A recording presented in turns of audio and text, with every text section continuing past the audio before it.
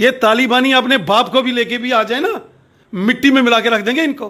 कांग्रेसी तो है ही पाकिस्तानी है, छड़े पाकिस्तानी है कांग्रेसी। जो बाइडेन हमारा प्रधानमंत्री नहीं है कि वो अफगानिस्तान के अंदर वहां से भाग गया।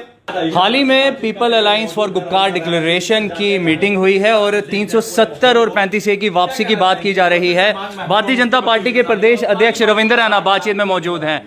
370 की बात की जा रही है वापसी की people alliance for Gupkar declaration के लीडरान द्वारा। क्या लगता है आपको, इलेक्शंस को लेकर ये नया एजेंडा बनाया जा रहा है?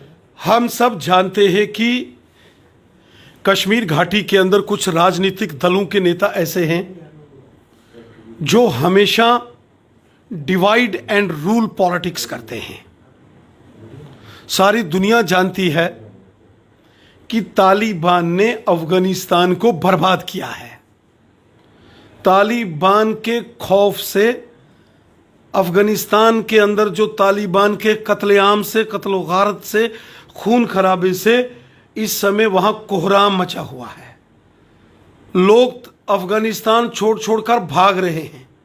यहां तक कि हवाई जहाज की छतों पर डॉक्टर और फुटबॉलर जैसे लोग भी हवाई जहाज के ऊपर चढ़कर भागने की कोशिश कर रहे हैं। और ऐसे में जब दहशतगर्दी उरूज पर है, ऐसे में जब अफगानिस्तान के अंदर मौत का तांडव हो रहा है, तब कश्मीर घाटी के कुछ नेताओं को तालिबान की याद आई है। क्या महबूबा मुफ्ती ये चाहती हैं कि कश्मीर के अंदर तालिबानियों का राज हो?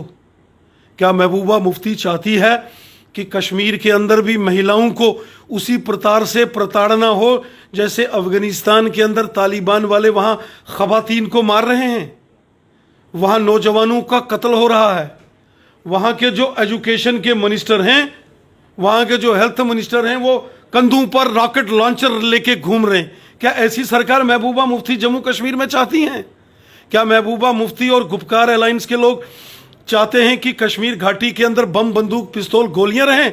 क्या कश्मीर घाटी के ये नेता चाहते हैं कि कश्मीर के लोगों को कश्मीर से वहां से निकाला जाए, वहां से भगाया जाए? ऐसा हम कदाचित नहीं होने देंगे।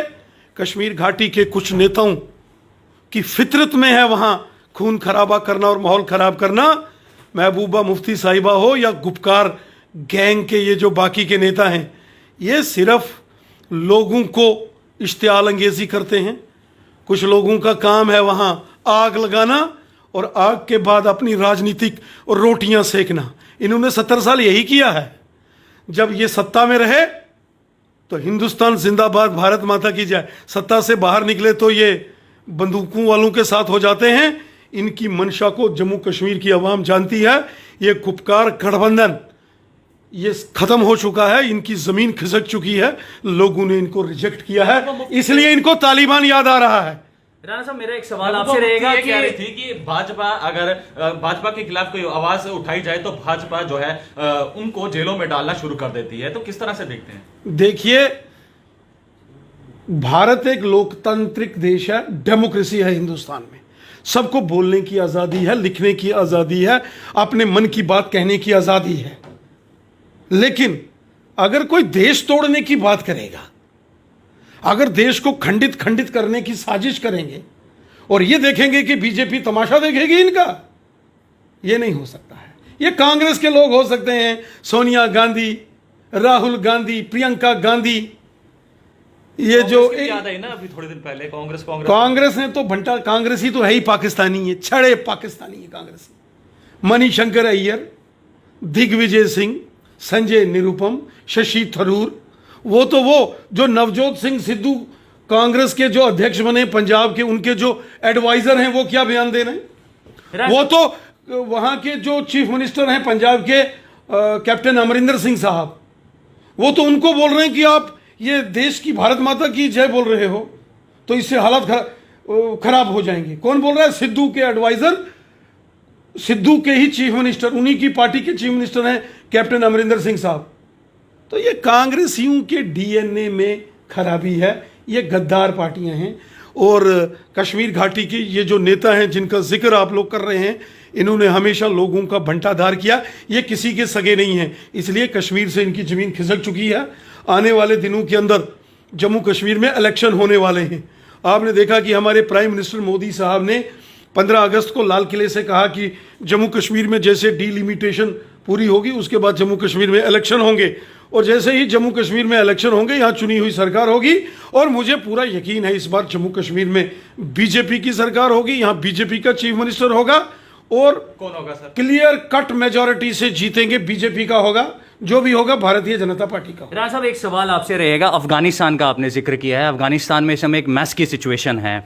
कई सारे एक्सपर्ट ये एनालिसिस भी कर रहे हैं कि इसका इंपैक्ट कश्मीर के ऊपर आएगा, जम्मू कश्मीर के ऊपर। आप किस तरह से? सवाल ही नहीं पैदा होता। हम नहीं मानते मुनते ये तालिबान अलकायदा, हमने पहले भी देखा इनको, मार मार के भगाया इनको।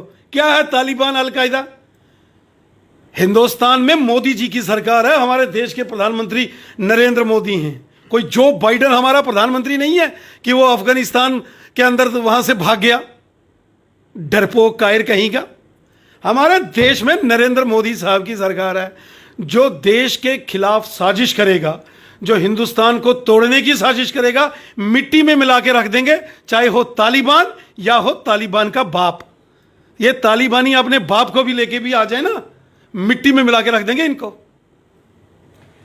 तो साफ तौर पर जम्मू परिवर्तन की टीम ने भारतीय जनता पार्टी के जम्मू कश्मीर के अध्यक्ष रविंदर राणा के साथ बातचीत की और तालिबानियों को लेकर साफ और साफ ये कहना है कि मिट्टी में मिलाकर रख देंगे। अगर भारत की तरफ आंख भी उठा के देखा तो और भी कई बर्निंग इश्यूज़ के ऊपर हमने खास बातचीत की। कैमरामैन अभिषेक के साथ मैं सोमिल अब्रोल, जम्मू परिवर्तन के लिए।